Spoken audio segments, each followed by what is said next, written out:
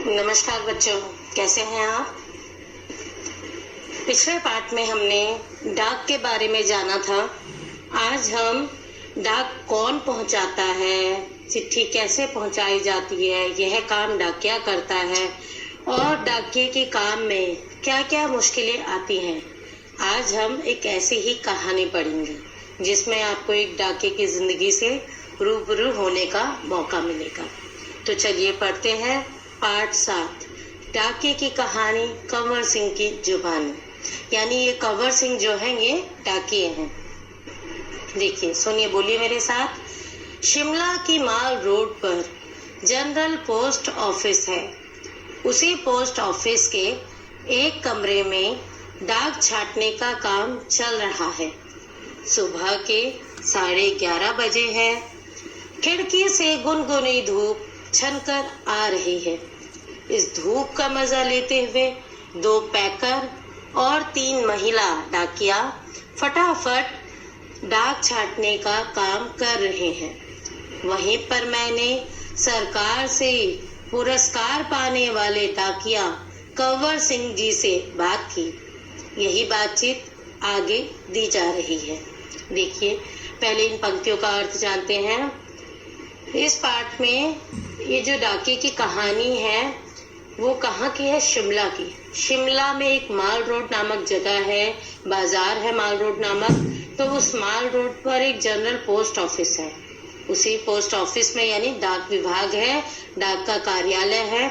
उसी post office के कमरे में डाक छाटने का काम चल रहा है।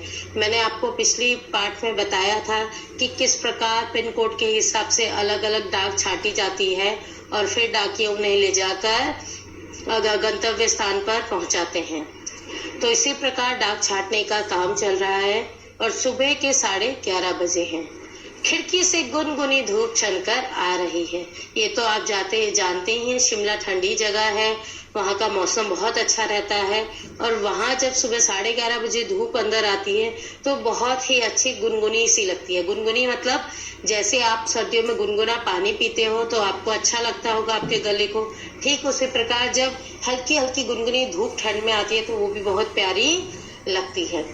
इस धूप का मजा लेते हुए 2 पैकर यानी जो पैकिंग करते हैं, जो सारी डाक को पैक करते हैं, और 3 महिला डाकिया फटाफट डाक छाटने का काम करेंगे।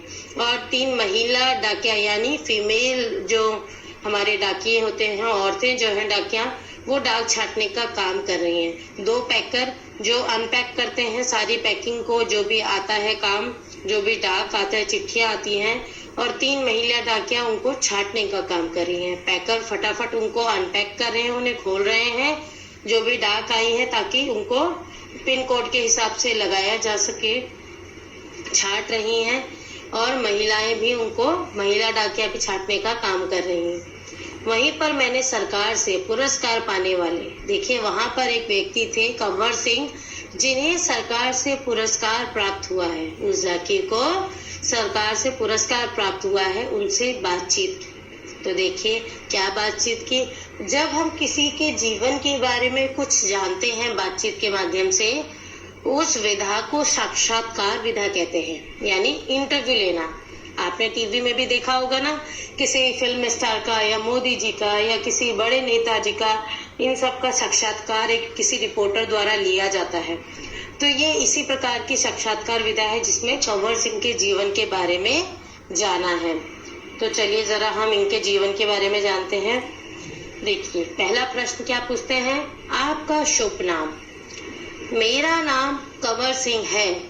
मैं हिमाचल प्रदेश के शिमला जिले के नेरवा गांव का निवासी हूँ। मेरी उम्र 45 साल है। तो देखिए कंवर सिंह जी ने क्या कहा कि उनका नाम कंवर सिंह है और वो हिमाचल प्रदेश के शिमला जिले के नेरवा गांव, यानी शिमला में एक नेरवा गांव नाम की जगह है, वहाँ के भी निवासी हैं। निवासी कौन होता है? जो उस जगह में निवास करता है, रहता है, उसे निवासी कहते हैं। जैसे हम सब हिंदुस्तान के निवासी हैं, है ना, हम हिंदुस्तानी है ना, हम हिंदुस्तान में निवास करते हैं भारत में, तो हम यहाँ के निवासी हैं। और कंवर सिंह की उम्र कितनी है? 45 साल। फिर देखिए, आपके परिवार में कौन कौन है, उनके बारे में कुछ बताइए। मेरे 4 बच्चे हैं, 3 लड़कियां और 1 लड़का। 2 लड़कियों की शादी हो चुकी है।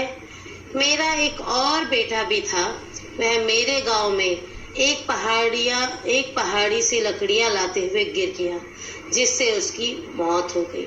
देखिए, कंवर सिंह के 4 बच्चे हैं, जिनमें 3 लड़कियां और 1 लड़का है, और 2 लड़कियों की शादी हो चुकी है। मेरा एक और बेटा भी था। कंवर सिंह जी कहते हैं उनका एक बेटा और भी था, लेकिन वह एक बार शिमला जानते हैं, पहाड़ी इलाका है, तो वहां से लकड़ियां लाते हुए एक बेटा गिर गया, जिससे उसकी मौत हो गई। तो देखिए, बहुत ही दुखद था कि उनके एक बेटे की मौत हो गई। फिर देखिए अगला प्रश्न क्या पूछते हैं उनसे। आपके बेटे के साथ जो हुआ उसका हमें बहुत दुख है। आपके इलाके में इस तरह की घटनाएं क्या अक्सर होती हैं? जी, ऐसी घटनाओं का होना असाधारण नहीं है। यहाँ हर साल तिरछी ढलानों या ढांकों से घास काटते हुए कई औरतें गिरकर मर जाती हैं। फिर भी यहाँ ऐसे ही रास्तों से चलना पड़ता है, क्योंकि दूसरे कोई रास्ते होते ही नहीं। हमारे गांव में अभी तक बस नहीं पहुंच पाती है। हिमाचल में हजारों ऐसे गांव हैं जहां पैदल चलकर ही पहुंच सकते हैं। देखिए कंवर सिंह जी क्या बोलते हैं। वो बोलते हैं, हाँ, ऐसी घटनाओं का होना असाधारण नहीं है, यानी अक्सर ही ऐसी वारदातें होती रहती है, क्योंकि यहाँ पर तिरछी ढलाने हैं, पहाड़ है, और जहाँ पर औरतें अक्सर घास काटते हुए गिर जाती हैं। और चूंकि यहाँ पर कोई और रास्ता भी नहीं है, बस भी नहीं जाती, तो हमें इन्हीं रास्तों से गुजर कर जाना पड़ता है, और जहाँ हम केवल पैदल ही जा सकते हैं। तो ऐसी घटनाएं होना आम है। फिर देखिए, फिर आपके बच्चे पढ़ने कैसे जाते होंगे? मेरे बच्चे गांव के स्कूल में पढ़ने जाते हैं। स्कूल लगभग 5 किलोमीटर दूर है। मेरी एक लड़की 10वीं तक पढ़ी है, दूसरी 12वीं तक, तीसरी लड़की 12वीं में कक्षा में पढ़ रही है, बेटा 10वीं में पढ़ता है। देखिए, उनसे प्रश्न पूछा जाता है कि आपके बच्चे पढ़ने कैसे जाते होंगे। उन्होंने बोला, मेरे बच्चे मेरे गांव के स्कूल में ही पढ़ते हैं। स्कूल फिर भी कितनी दूर है? लगभग 5 किलोमीटर दूर। 5 किलोमीटर की दूरी बहुत दूर होती है बेटा। तो देखिए, चूंकि वहां पर गांव में और बाकी ज्यादा स्कूल नहीं होते, ज्यादा संसाधन नहीं होते हैं पढ़ने के, पढ़ाई के, इसलिए तो जो गांव में स्कूल था वहीं जाना पड़ता था। और उनकी एक लड़की 10वीं तक पढ़ी है, दूसरी 12वीं, और तीसरी भी 12वीं कक्षा में पढ़ रही है, और बेटा 10वीं में पढ़ता है। देखिए, इतना दूर होने के बाद भी उनके लगभग सभी बच्चों ने 10वीं 12वीं तक पढ़ा है, और अभी भी 2 बच्चे 12वीं में पढ़ रहे हैं, और एक बेटा 10वीं में पढ़ रहा है। अब देखिए अगला प्रश्न। आप जहाँ काम करते हैं वहाँ आपके अलावा और कौन कौन है? क्या आपको डाकिया ही कहकर बुलाते हैं? उत्तर में देखिए कंवर सिंह क्या कहते हैं। पहले मैं भारतीय डाक सेवा में ग्रामीण डाक सेवक था, अब मैं पैकर बन गया हूँ, पर हूँ वही नीली वर्दी वाला डाक सेवक। ये बोलते हैं, पहले मैं भारतीय डाक सेवा में ग्रामीण डाक सेवक था। ग्रामीण डाक सेवक कौन होते हैं? जो गांव-गांव में पत्र पहुंचाते हैं। अब मैं पैकर बन गया हूँ, अब ये पैकर बन गए हैं, पर हूँ वही नीली वर्दी वाला डाक सेवक। लेकिन अभी भी वो नीली वर्दी वाले ही डाक सेवक है, यानी अभी भी वो डाक सेवा अपनी देते हैं। अगला प्रश्न, डाक सेवक को करना क्या क्या होता है? मुझे बहुत कुछ करना होता है। चिट्ठियां, रजिस्ट्री, पत्र, पार्सल, बिल, बूढ़े लोगों की पेंशन आदि छोड़ने गांव-गांव जाता हूँ। तो देखिए कंवर सिंह कहते हैं कि मैं ग्रामीण सेवक से मैं पैकर बन गया, लेकिन फिर भी मुझे डाक सेवक का काम करना होता है। मुझे चिट्ठियां भेजनी होती है, रजिस्ट्री पत्र देने होते हैं। रजिस्ट्री पत्र क्या होता है? जब आप कोई जमीन लेते हो, नया मकान लेते हो, तो उसकी जो रजिस्ट्री होती है वो भी कई बार पोस्ट से भेजी जाती है, या कोई आधिकारिक पत्र होते हैं वो भी भेजी जाती है, तो उसे रजिस्ट्री पत्र बोलते हैं। बिल, किसी के बिल, बिजली का बिल, पानी का बिल, ये सब बिल भी लोगों तक पहुंचाए जाते हैं। और जो बूढ़े लोग, सरकारी रिटायर्ड लोग होते हैं, उनकी पेंशन भी वो छोड़ने बेचारे गांव-गांव जाते हैं। फिर देखिए अगला प्रश्न, क्या यह सब अभी भी करना पड़ता है? क्योंकि अब तो सूचना और संदेश देने के बहुत से नए तरीके आ गए हैं। फिर देखिए कंवर सिंह क्या उत्तर देते हैं इसका। शहरों में भले ही आज संदेश देने के कई साधन आ गए हैं, जैसे फोन, मोबाइल, ईमेल वगैरह, लेकिन गांव में तो आज भी संदेश पहुंचाने के सबसे बड़ा जरिया डाक ही है। इसलिए गांव में लोग डाकिये का बड़ा आदर और सम्मान करते हैं। अपनी चिट्ठी आदि पाने के लिए डाकिये का इंतजार करते हैं। देखिए क्या कहते हैं कंवर सिंह कि शहरों में तो आज कई साधन आ गए हैं। लोग फोन से अपना मैसेज पहुंचा देते हैं, मोबाइल में फोन करके तुरंत बता देते हैं, ईमेल भेज देते हैं, लेकिन गाँव में तो आज भी संदेश पहुंचाने का जरिया केवल डाक ही है। और इसीलिए गांव में लोग डाके का बड़ा आदर और सम्मान करते हैं, क्योंकि उनके पैसे, उनके संदेश, उनकी चिट्ठियां जो उन सबके लिए बहुमूल्य होती हैं, उन सबको पहुंचाने वाला डाकिया ही होता है। और सभी अपनी चिट्ठी के लिए डाकिये पर निर्भर रहते हैं और उनका बड़े चाव से इंतजार करते हैं। फिर देखिए अगला प्रश्न। हमने सुना है कि हमारी डाक सेवा दुनिया की सबसे बड़ी डाक सेवा है, यह भला कैसे? सुना तो आपने बिल्कुल ठीक है। हमारे देश की डाक सेवा आज भी दुनिया की सबसे बड़ी डाक सेवा है और सबसे सस्ती भी। केवल 5 रुपए में देश के किसी भी कोने में हम चिट्ठी भेज सकते हैं।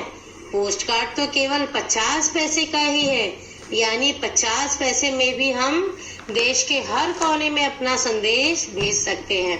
तो देखिए उनसे प्रश्न पूछा गया कि क्या हमारी डाक सेवा, भारत की डाक सेवा दुनिया की सबसे बड़ी डाक सेवा है, यह भला कैसे? तो कंवर सिंह कहते हैं ये तो आपने बिल्कुल ठीक कहा। हमारी भारत की डाक सेवा सबसे बड़ी डाक सेवा तो है ही, साथ में सबसे सस्ती डाक सेवा भी है। 5 रुपए में केवल देश के किसी भी कोने में, चाहे कन्याकुमारी हो या हिमाचल प्रदेश, आप चिट्ठी भेज सकते हैं। और पोस्ट कार्ड तो बहुत ही सस्ता होता है, केवल 50 पैसे का, यानी 50 पैसे में भी हम देश के हर कोने में अपना संदेश भेज सकते हैं। आपको अपनी नौकरी में मजा तो बहुत आता होगा। देखिए जब ये कंवर सिंह ने जब ये बताया 50 पैसे, ये तब का साक्षात्कार में 50 पैसे का आता था, किंतु अब 50 पैसे नहीं चलते हैं, तो अब शायद ये 1 रुपए या 2 रुपए का आता होगा। आपको अपनी नौकरी में मजा तो बहुत आता होगा। फिर देखिए इस प्रश्न का उत्तर कंवर सिंह क्या देते हैं। मुझे अपनी नौकरी बहुत अच्छी लगती है। जब मैं दूर नौकरी करने वाले सिपाही का मनी ऑर्डर लेकर उसके घर पहुंचाता हूँ, तो उसके बूढ़े माँ बाप का खुशी भरा चेहरा देखते ही बनता है। ऐसे ही जब किसी का रजिस्ट्री पत्र पहुंचाता हूँ, जिसमें कभी रिजल्ट, कभी नियुक्ति पत्र होता है, तो लोग बहुत खुश होते हैं। बूढ़े दादा और बूढ़ी नानी तो पेंशन की मिलने पर बहुत ही खुश होते हैं। 6 महीनों तक वे मेरा इसके लिए इंतजार करते हैं। हिमाचल में बूढ़े लोगों का पेंशन हर 6 महीने के बाद इकट्ठी ही दी जाती है। तो देखिए कितनी ज्यादा भावनाएं हैं इसके अंदर। जब उनसे पूछा गया कि आपको अपनी नौकरी में मजा तो बहुत आता होगा, तो उन्होंने बोला, कंवर सिंह जी ने बोला, हाँ मुझे अपनी नौकरी बहुत अच्छी लगती है।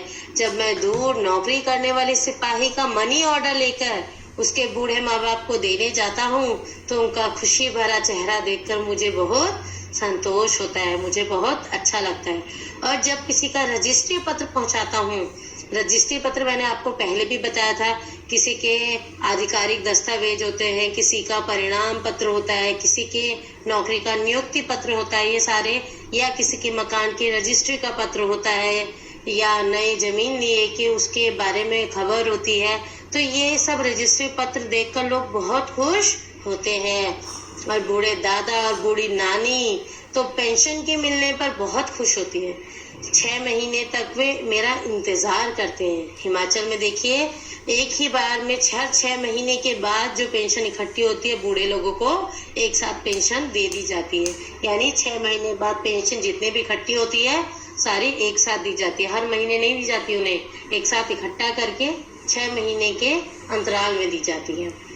और जब उन्हें 6 महीने की रकम एक साथ मिलती है तो बहुत खुश होते हैं। अगला प्रश्न, आप क्या शुरू से इसी डाकघर में काम कर रहे हैं? तो उत्तर देखिए, शुरू में तो मैंने लाहौल स्पीति जिले के किब्बर गांव में 3 साल तक नौकरी की है। यह हिमालय का सबसे ऊंचा गांव है। इसके बाद 5 साल तक इसी जिले के काजा में और 5 साल तक के नौर जिले में नौकरी की है। उस वक्त इन गांवों में टेलीफोन नहीं थे, बसें भी सिर्फ मुख्यालय तक ही जाती थी। अभी भी कई गांव ऐसे हैं जहां ना तो बस जाती है और ना ही वहां टेलीफोन है। ऐसी जगह में ग्रामीण डाक सेवक का बहुत मान किया जाता है। तो देखिए वो बताते हैं इसका उत्तर कि शुरू में उन्होंने लाहौल स्पीति जिले के किब्बर गांव में 3 साल तक नौकरी की है। यह हिमाचल का सबसे ऊंचा गांव था है। इसके बाद 5 साल तक उन्होंने इसी जिले के काजा में और 5 साल तक किन्नौर जिले में नौकरी की है। उस वक्त इन गांवों में टेलीफोन नहीं थे और जो बस की सुविधा थी वो भी केवल मुख्यालयों तक थी। जो मुख्य कार्यालय होते थे केवल वहीं तक थी। अभी भी वहाँ कई ऐसे गांव हैं ना जहाँ बस जाती है और ना ही वहाँ टेलीफोन है। ऐसी जगह में ग्रामीण डाक सेवक का बहुत मान यानी सम्मान, रिस्पेक्ट, आदर किया जाता है, क्योंकि वे अपने सारे डाकों के लिए इन्हीं डाके पर निर्भर रहते हैं। अगला प्रश्न देखिए, आप पहाड़ी इलाके में रहते हैं, जाहिर है डाक पहुंचाना आसान काम तो नहीं होगा। तो इस प्रश्न का उत्तर देते हुए कंवर सिंह क्या कहते हैं? हाँ, मुश्किलें तो आती ही हैं। जब मैं किन्नौर जिले के मुख्यालय रिकांगपिओ में नौकरी करता था तो सुबह 6 बजे मेरी ड्यूटी शुरू हो जाती थी। मैं 6 बजे सुबह शिमला जाने वाली बस में डाक का बोरा रखता था और रात को 8 बजे शिमला से आने वाली बस से डाक का बोरा उतारता था। पैकर को ये सब काम तो करने पड़ते ही हैं। किन्नौर और लाहौल स्पीति हिमाचल प्रदेश के बहुत ठंडे तथा ऊंचे जिले हैं। इन जिलों में अप्रैल महीने में भी बर्फबारी हो जाती है। बर्फ में चलते हुए पैरों का ठंड से बचाना पड़ता है, वरना स्नो बाइट हो जाते हैं, जिससे पैर नीले पड़ जाते हैं और उनमें गैंग्रीन हो जाती है, जिससे उंगलियां झड़ सकती हैं। इन जिलों में मुझे एक घर से दूसरे घर तक डाक पहुंचाने के लिए लगभग 26 किलोमीटर रोजाना चलना पड़ता था। हिमाचल में एक गांव से दूसरे गांव की दूरी लगभग 4 या 5 किलोमीटर तक होती है। हिमाचल के गांव छोटे छोटे होते हैं। एक गांव में बस 8 से 10 या कभी कभी 6-7 घर ही होते हैं। इसलिए चलना काफी पड़ता है। चलना तो खैर हमारी आदत में ही शामिल हो चुका है। ग्रामीण डाके की जिंदगी में तो चलना ही चलना है। देखिए कितना मुश्किल है यह सेवा कर पाना भी, डाक सेवक बन पाना भी।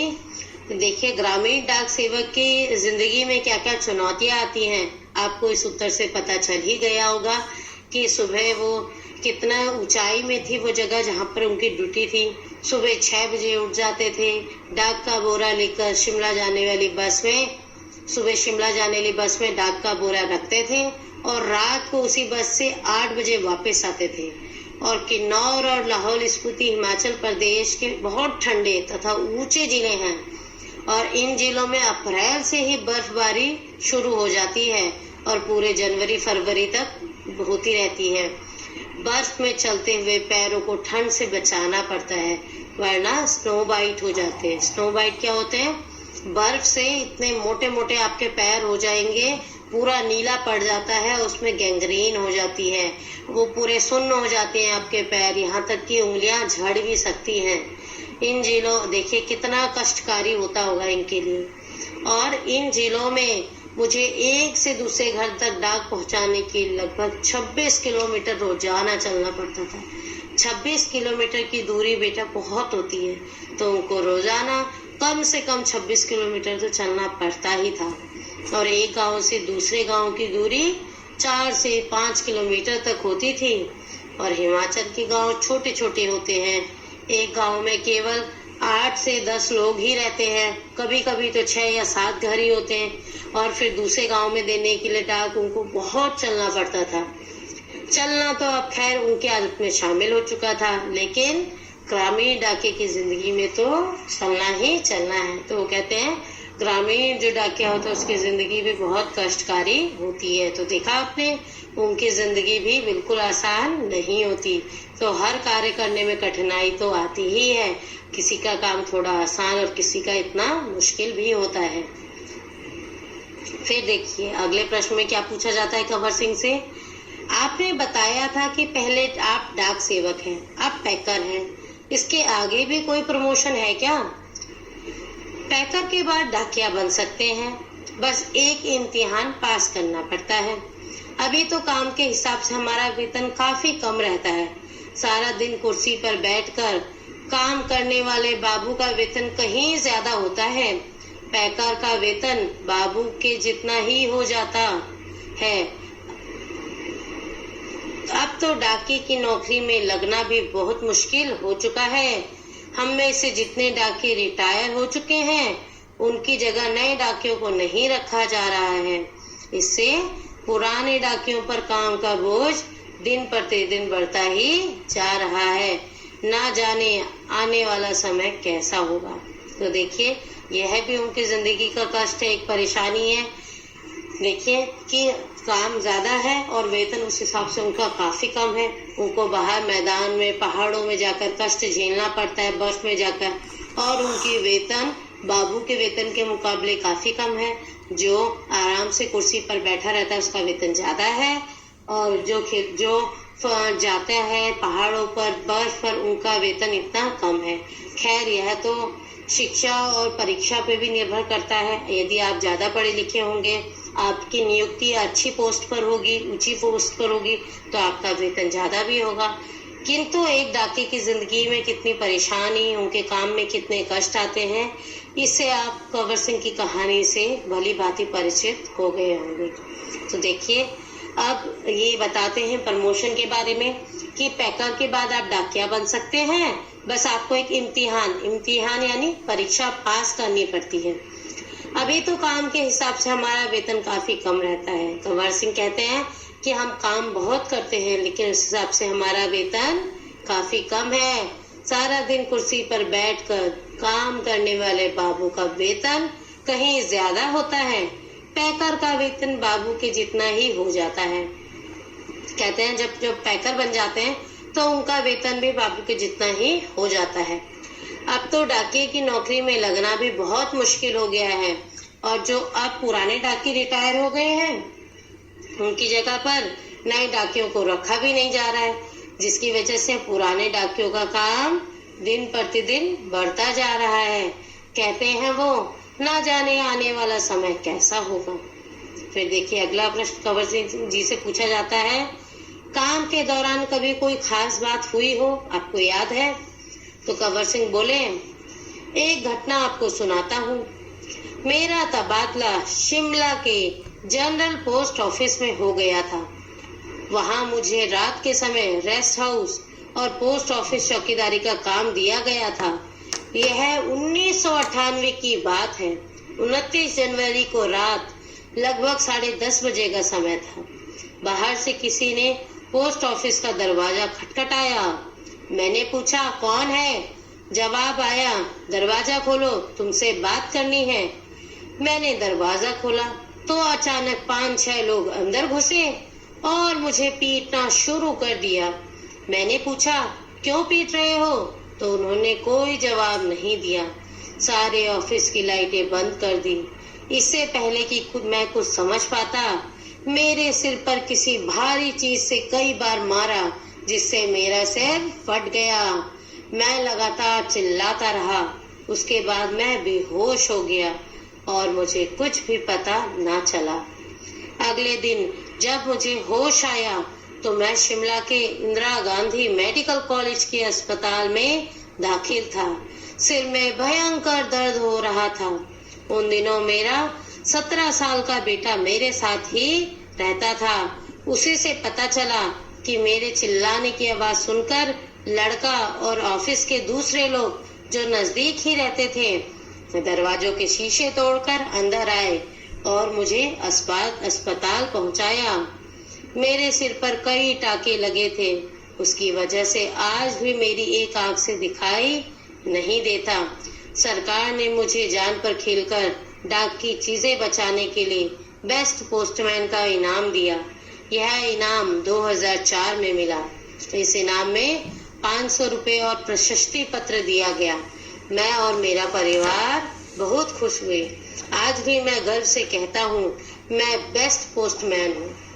देखिए, इनके साथ एक हादसा भी हुआ। अब आप सोच रहे होंगे, क्या डाकिये के साथ भी ऐसे हादसे हो सकते हैं? हाँ बिल्कुल, क्योंकि उनके पास बहुत महत्वपूर्ण आवश्यक पोस्ट भी आती है, जिनके लिए कई बार कोई गुंडे, कोई चोर या कोई डाकू या फिर कोई अन्य व्यक्ति जिसकी उस डाके से या डाक को लेने के लिए कोई दुश्मनी हो या डाक चुराना चाहता हो, तो उन पर हमला कर सकता है। तो देखिए, ये कंवर सिंह एक घटना बताते हैं कि उनका तबादला शिमला के जनरल पोस्ट ऑफिस में हुआ था। रात के समय उन्हें रेस्ट हाउस में रहने का काम दिया जाता था और ऑफिस चौकीदारी का काम भी दिया गया था। ये बात 1998 की है। 29 जनवरी की रात लगभग 10:30 बजे उनके पोस्ट ऑफिस के बाहर किसी ने दरवाजा खटखटाया। उन्होंने पूछा, कौन है? तो वह 5-6 लोग अंदर घुसे। उन्होंने बोला, हमें आपसे बात करनी है। तो उन्होंने दरवाजा खोल दिया और दरवाजा खोलते ही 5-6 लोग अंदर घुसे और उन्हें पीटना शुरू कर दिया और उन्हें इतना मारा कि वो बेहोश हो गए। उनके सिर फट गया। उनका सिर ही फट गया। उनके सिर पर इतनी भारी चीज से वार किया गया कि उनका सिर फट गया और पोस्ट ऑफिस की लाइटें सारी बंद कर दी ताकि किसी को कुछ पता ना लगे। और वे कंवर सिंह बेचारे लगातार चिल्लाते रहे। उसके बाद वो बेहोश हो गए। उन्हें कुछ भी पता ना चला। अगले दिन जब उन्हें होश आया तो वो शिमला के इंदिरा गांधी मेडिकल कॉलेज के अस्पताल में दाखिल थे। सिर में उनके भयंकर दर्द हो रहा था। उनका सिर फटा हुआ था, टाके लगे थे, तो दर्द तो बहुत होगा। जब उन्हें होश में आया तो उन्हें पता चला, उस समय उनके साथ 17 साल का बेटा भी उनके साथ ही रहता था। तो उनके बेटे ने और उनके पड़ोसियों ने, ऑफिस के जो दूसरे लोग नजदीक रहते थे, उन्होंने दरवाजों के शीशे तोड़कर वे लोग अंदर आए पोस्ट ऑफिस के और उन्हें बचाकर अस्पताल लेकर आए, जिसके कारण उनकी जान बच गई। उनके सिर पर कई टाके लगे, लेकिन उस हमले की वजह से उनकी एक आंख चली गई, यानी वो एक आंख से देख नहीं पाते थे। उनको अभी भी एक आंख से दिखाई नहीं देता, केवल एक ही आंख से वो काम कर पाते हैं। तो सरकार ने उन्हें जान पर खेलकर डाक की चीजें बचाने के लिए बेस्ट पोस्टमैन का इनाम दिया। यह इनाम 2004 में मिला। देखिए, 1998 में उन्हें लगी थी चोट और 2004 में उनको फिर इनाम मिला और इनाम में 500 रुपए और प्रशस्ति पत्र दिया गया। प्रशस्ति पत्र मतलब एप्रिसिएशन लेटर, यानी तारीफ में जो उनको सर्टिफिकेट दिया गया उसको प्रशस्ति पत्र कहा गया। और उनका परिवार बहुत खुश है कि उनको यह प्रशस्ति पत्र मिला और आज वो अपने आप को गर्व से कहते हैं कि मैं बेस्ट पोस्टमैन हूँ। तो देखिए, ये थी कंवर सिंह के त्याग की कहानी। उनके कार्य में, उनके डाके के कार्य में भी इतनी सारी मुश्किलें आती हैं, कैसे वो मुश्किलों से डटकर सामना करते हैं, अपनी सेवा को पूर्ण जज्बे के साथ पूरा करते हैं और अपने एक अच्छे डाके होने का फर्ज भी निभाते हैं। तो इस प्रकार कंवर सिंह ने अपनी जिम्मेदारी निभाई। तो ये था आपका पाठ। यह प्रतिमा शर्मा ने लिखा है। प्रतिमा शर्मा जी ने लिखा है। उनके साक्षात्कार के ये कुछ अंश हैं जिन्हें इसमें दर्शाया गया है। पाठ में, कौन से पाठ में? डाके की कहानी कंवर सिंह की जवानी। तो मैं आशा करती हूँ आप इस पाठ को अच्छी तरह समझ गए होंगे और साक्षात्कार विधा से परिचित भी हुए होंगे। अब हम मिलेंगे अगले पाठ के साथ। तब तक बहुत बहुत धन्यवाद।